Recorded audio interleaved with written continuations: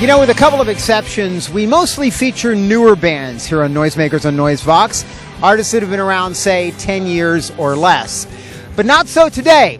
We're talking about some true veterans in the music business, a band that not too long ago celebrated 30 years in the game, Echo and the Bunnymen. But you know, it's not just longevity that makes the Bunnymen noisemakers. In the last couple of years, they seem to have reached a new level of respect and relevance. They got a warm reception at that mecca of indie rock, South by Southwest. They've been cited as influential by such 21st century bands as Las Vegas, The Editors, The Killers, and Arcade Fire. And about a year ago, they did a much acclaimed tour playing their entire classic 1984 album Ocean Rain from start to finish. But if last year they were looking back, well, this year the Bunnymen have their eyes focused firmly on the future. They've got a brand new record called The Fountain. It may be their brightest, most relentlessly upbeat album ever, and they're going to be out on the road pretty much through the end of the year. Now, the Bunnymen's lineup has changed a number of times over the year, but one thing that has remained constant is their larger-than-life frontman, Ian McCulloch. Mac is a guy who's never short on something to say, and he's our guest today. It is the leader of the band that some have called the second most influential Liverpool band in history, Echo and the Bunnymen. So at two of the bigger events of this year for me, All Points West and South by Southwest, one of the names that was on pretty much everyone's lips was Echo and the Bunnymen, and I'm happy to say that I'm actually joined by Mac today, and good to see you, man. Hi, nice to see you. It's good to see you once again. That's fun. South by Southwest, I mentioned I actually saw you there a few years ago, too, when I was working for MTV, and we talked a bit there. Our festivals in general, and South by is a bit different because it sort of takes over Austin, but you know, festivals like All Points West, where we saw you play a few weeks back, do you enjoy doing those? Or is I mean, All Points West, it suffered from the thunderstorm and stuff, but having said that, it kind of made it for me because I didn't have to stand in the mud. Apart from to get to stage, so it made it atmospheric. But festivals, the weather's so important, I think, you know, over a long haul of 3 or 4 days, you've got to have nice weather because not everyone's stupid enough to roll around in mud and pretend it's fun. You know. We're both practically synonymous with Glastonbury, though. So yeah, I think we were the first when we headlined in '86. It was very muddy then, I remember people writing about it like it was a surprise or a big deal. So hopefully we did start the mud invasion. Well, this is an exciting time because we're just a couple weeks away from the release of this new record, The Fountain, and a record that, and this is no small statement. I read the other day you said after Ocean Rain, this is probably our finest record yet. Since Ocean Rain, because there was the 3 before I kind of ruled out. So you tend to say that. I'm sure I've said that about every record since Ocean Rain. But I think it's the most complete and powerful. It feels like an album. What Are You Gonna Do With Your Life was like a complete album, but it was maybe less Echo and the Bunnymen and more me. That record, it was very personal. So it feels like a debut album to me.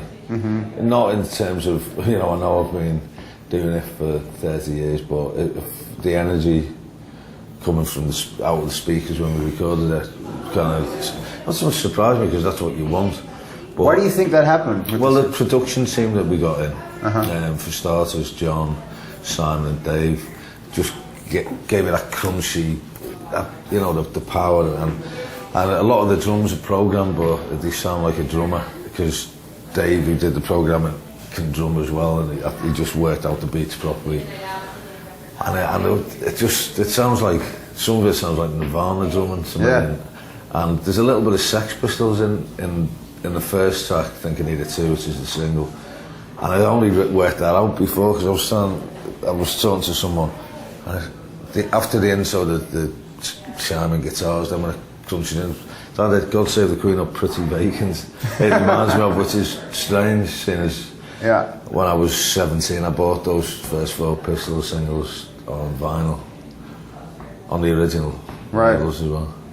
You mentioned John. That's for those who don't know John McLaughlin. Oh, John McLaughlin, who produced it. How did you end up working with John? I've been mates with John for years. Kind of met up in Glasgow on a drunken night years ago, and I think I'd met his sister before that, Mags, who's a massive Bunnymen fan, well, we're their favourite band, and she didn't want John to work with us because he's done some cheesy stuff in the past, which is great, you know. Pop yeah. But all of it had the balls underneath, you know, right. even though it was cheesy pop, and some of it was lightweight, but it was funny.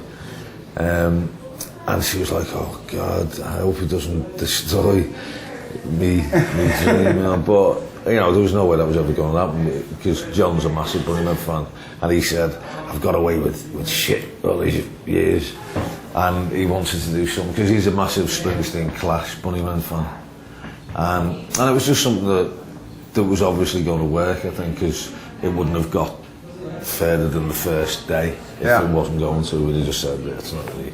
Yeah. But it just sounded really exciting, and there was a bit of co-writing that went on with them. They had a few backing tracks that I went to London and heard some stuff, and it wasn't formulated completely, but there were just like some backing tracks of verses, and then you know a chorus change that was right up my street, and I was inspired. You know, it was simple as that, and I said, because I went down there just to hang out and with a view possibly to do some stuff together, but not necessarily for the Bunnymen. And I heard it and said, "I want this for the Bunnymen," and came up the single Think I Need a Tear. I came up with a verse, lyrics, and melody in about a minute. Wow. Well, actually, to write it down by hand, it probably took longer, but the actual words in the head, I thought of them straight away. It was easy, and then I had a chorus that I sang, just a rough guide, and I said, "Need a slash." Went to the toilet, had a slash, and while I was having a slash, I was humming the guitar line of the chorus in one side of my head and working out this other, you know, whatever you want, yeah. Right. And I ran back in, obviously after finishing my slash. Here's the phone. I sent it after finishing my slash, and. You can keep this, Hello? Yeah, I'm just in the middle of a filmed interview, so I'll bring you back. Sorry, but we're on film. Where was I? Oh yeah, I came back and said I've got a better chorus because the other one was a bit new ordery. The other one, in fact, I think it was one of their tunes. So, and then I got the mic, sang the whatever you want, and it was done in about. You know, basically the song was written in 5 minutes. Yeah, it's funny. You know, I saw a review of the single. I don't think it wasn't an album review yet because I read it a few weeks ago that said something about the Bunnymen have never sounded more Coldplay friendly or some allusion. It alluded to Coldplay. Oh, with that was a spin review. I don't of remember the album that kept going on about. I think it was just a single. I think it was just a review of the single. But in any case. Do you hear any similar? I know you're friends with Coldplay. Do you hear? Yeah, I don't really. If there are any, it's the other way around. I would have thought. Yeah. But no, I'd say I hear the Pistols and especially in the opening, and then even in the kind of verse, right, and a bit of Iggy Pop or something. But but I can't remember Chris really kind of singing something like whatever you want because it's rock and roll. Chris doesn't do rock and roll, right.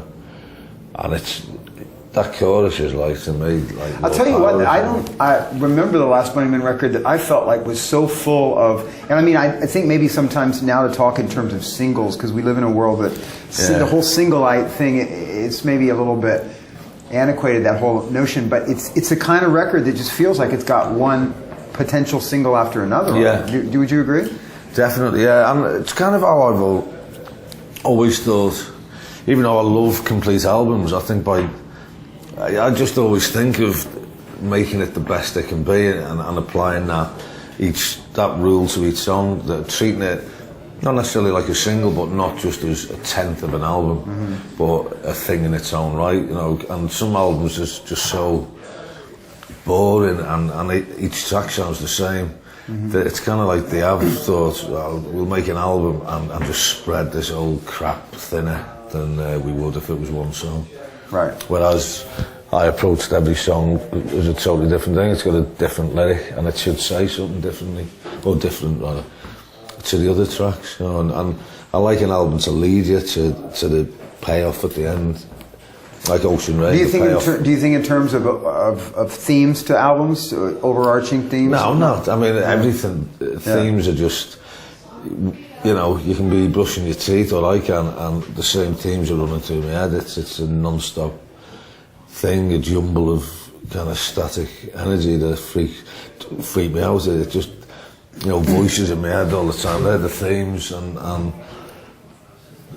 usually I gibber like an idiot all night long with my friends to release some of that.